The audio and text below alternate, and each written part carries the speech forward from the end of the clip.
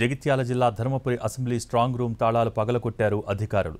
High court ఆదేశాలతో పోటీ చేసిన అభ్యర్థుల సమక్షంలో స్ట్రాంగ్ రూమ్ తెరుచుకుంది.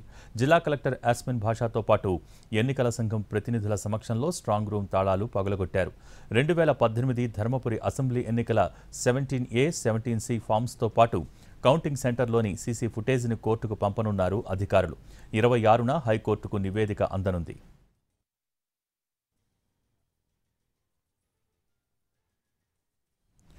దీనికి సంబంధించి మరిన్ని వివరాలు మా ప్రతినిధి భాస్కర్ అందిస్తారు. ధర్మపురి ఎన్నికల్లో అవకతవకలు జరిగాయి, కౌంటింగ్లో నాకు అన్యాయం జరిగిందని చెప్పేసి కాంగ్రెస్ అభ్యర్థి అడ్లూరు లక్ష్మణ్ వేసిన పిటిషన్ పైన విచారణ హైకోర్టులో వేగంగా జరుగుతూ ఉన్నది. దీనికి సంబంధించి ఆ ఎన్నికల్లో అంటే కౌంటింగ్ సందర్భంగా ఉపయోగించిన 17A, 17C పేపర్లతో పాటు సీసీ ఫుటేజ్ని సమర్పించాలని చెప్పేసి హైకోర్టు గతంలో ఒక ఆదేశాలను జగిత్యాల జిల్లా కలెక్టర్ కానీ అప్పటి రిటర్నింగ్ అధికారి భిక్షపతి కానీ జారీ చేసింది. అయితే ఆ జారీ చేసిన నేపథ్యంలో స్ట్రాంగ్ రూమ్ తెరవడానికి ప్రయత్నించిన అధికారులు తాళాలు పోయాయని చెప్పేసి గుర్తించారు. తాళాలు పోయిన అంశాన్ని సీరియస్గా తీసుకున్న పిటిషనర్ లక్ష్మణ్ కుమార్ తిరిగి హైకోర్టు తలుపులు తట్టడంతో హైకోర్టు ఒక కేంద్ర ఎన్నికల సంఘానికి సంబంధించి 2 అధికారులను నియమించింది. అధికారులు ఇక్కడికి వచ్చి విచారణ జరిపిన తర్వాత తాళం చేల మిస్సింగ్ పైన హైకోర్టుకు ఒక నివేదికనిచ్చారు. హైకోర్టు ఆ తాళాలు పగలగొట్టాలని చెప్పేసి హైకోర్టు తీర్పిచ్చింది. ఆ తాళాలు పగలగొట్టాలని హైకోర్టు తీర్పిచ్చిన నేపథ్యంలో గత 2 రోజుల క్రితం అప్పటి అభ్యర్థులు ఎవరైతే ఉన్నారో ఎన్నికల్లో ధర్మపురి ఎన్నికల్లో పోటీ చేసిన అభ్యర్థులు, ప్రధాన పార్టీల అభ్యర్థులతో పాటు ఇండిపెండెంట్ అభ్యర్థులకు, రాజకీయ పార్టీలు అన్నిటికీ కూడా కౌంటింగ్ సీసీ ఫుటేజ్ని అందించేందుకు మేము ప్రయత్నం చేస్తున్నాం, మీరందరూ రావాలని చెప్పేసి అభ్యర్థులకు, పొలిటికల్ పార్టీలకు, ఇండిపెండెంట్లకు నోటీసు సర్వ్ చేశారు. దాంట్లో భాగంగానే అభ్యర్థులు, పొలిటికల్ పార్టీలకు సంబంధించిన ఒక్కొక్కరుగా ఈ స్ట్రాంగ్ రూమ్ ఉన్న జగిత్యాల సమీపంలోని వీఆర్కే ఇంజనీరింగ్ కాలేజ్కి చేరుకుంటా ఉన్నారు.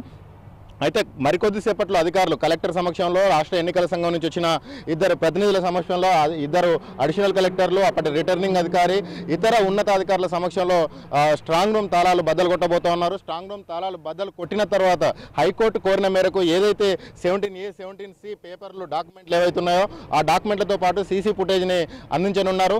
ఈ ఈవీఎంలకు సంబంధించి ఎన్ని ఓట్లు పోలయ్యాయి, ఆ పోలైన ఓట్లకు తర్వాత కౌంటింగ్ రోజు జరిగిన దానికి అంటే అడ్లూరు లక్ష్మణ్ పిటిషనర్ అడ్లూరు లక్ష్మణ్ ఎవరైతున్నారో తన పిటిషన్లో చాలా స్పష్టంగా పేర్కొన్నారు. పోలైన ఓట్లకు ఇక్కడ ప్రకటించిన ఓట్లకు పొంతన లేదు, ఇందులో అవకతవకలు జరిగాయి, నేను ఓడిపోలేదు, కావాలనే ఎక్కువ ఓట్లను చూపించారు, 13వ రౌండ్ నుంచి ఎక్కువ ఓట్లను చూపించారని చెప్పేసి లక్ష్మణ్ కుమార్ ఆరోపించారు. దాంట్లో భాగంగానే అందుకోసమే 17A, 17C పేపర్లు అనేవి పోలైన ఓట్లు, తర్వాత కౌంటింగ్ ఏ రౌండ్లో ఎన్నైనా, ఏ బూత్ నుంచి ఎన్ని ఓట్లు వచ్చాయని చెప్పేసి ఆ డాక్యుమెంట్లలో ఉంటుంది. అయితే ఆ డాక్యుమెంట్లను పరిశీలించేందుకు హైకోర్టు కోరింది. ఆ డాక్యుమెంట్లు కనుక వస్తే పిటిషనర్ కోరిన విధంగా, పిటిషనర్ ఏదైతే కోరారో ఎన్నికల్లో అవకతవకలు జరిగాయి, పోలైన ఓట్ల కంటే ఎక్కువ ఓట్లు కౌంటింగ్లో చూపెట్టారని చెప్పారు. ఈ 17A, 17C పేపర్ల ద్వారా అది తేటతెల్లం కానున్నది.